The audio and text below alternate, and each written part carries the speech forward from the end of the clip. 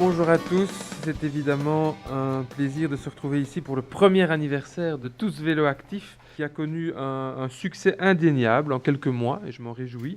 Je tiens à remercier chaleureusement chacune et chacun d'entre vous pour votre implication au quotidien en faveur de la mobilité douce en Wallonie. De quelques cyclistes à peine, vous êtes passés à plusieurs centaines. Bien sûr, ce n'est pas assez, il y a encore matière à poursuivre cet élan, mais c'est un signe très encourageant que le changement est bel et bien en cours, que les mentalités s'ouvrent petit à petit à force de sensibilisation, d'information, de communication ciblée. La particularité, comme vous le savez, c'est vraiment de s'adresser à la frange active de la population. Donc on vise les travailleurs et on vise aussi via les universités, on vise les étudiants du supérieur. L'ensemble des entreprises que vous représentez, c'est à peu près 75 000 personnes concernées, sachant évidemment que tout le monde ne va pas faire du vélo, mais en tout cas, il y a quand même un potentiel vélo que l'on veut augmenter.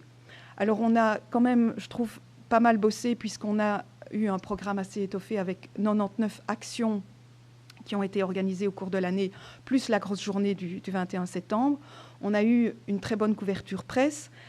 On a organisé 13 audits dans les entités. Et dorénavant, ces audits vont devenir obligatoires pour l'obtention du label. Alors, on a fait aussi des conférences internes de sensibilisation. On a organisé des Friday Bike Day. On a mis aussi des vélos à disposition parce qu'il y a des gens qui n'ont pas de vélo et avant de se lancer, on se dit que leur permettre d'avoir la possibilité de tester un vélo pendant une semaine, c'est une bonne opportunité. La nouvelle étape, on peut l'appeler passer de la sensibilisation à la mise en selle. Parce qu'effectivement, dans les points très positifs, il y a cette dynamique, cet aspect de sensibilisation, qu'au sein des entreprises, on a senti une vraie volonté d'avancer.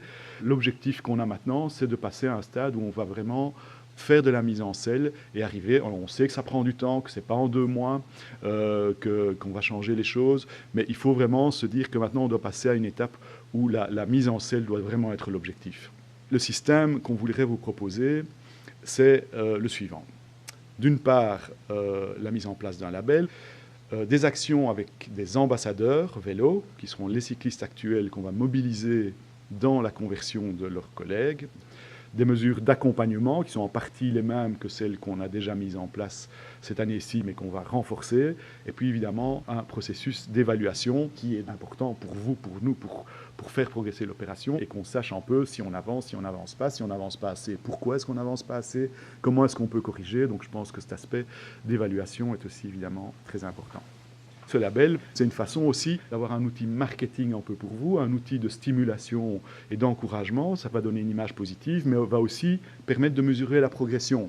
Les engagements qui permettent donc d'obtenir ce label, c'est réaliser un mini-audit vélo, d'établir un plan d'action évaluable, c'est-à-dire qu'il y ait des projets dans l'entité en matière de vélo, chercher vraiment à identifier les cyclistes actuels, promouvoir auprès de ces cyclistes l'action ambassadeur et participer et ou relayer les 4 rendez-vous annuels de l'opération. Donc c'est vraiment important, votre rôle d'image dans l'opération, parce qu'on ne peut pas travailler avec toutes les entreprises et donc vous devez être des moteurs et des modèles pour d'autres entreprises. Si on peut vous apporter un soutien, eh bien on n'hésitera pas et c'est là, je pense, notre rôle.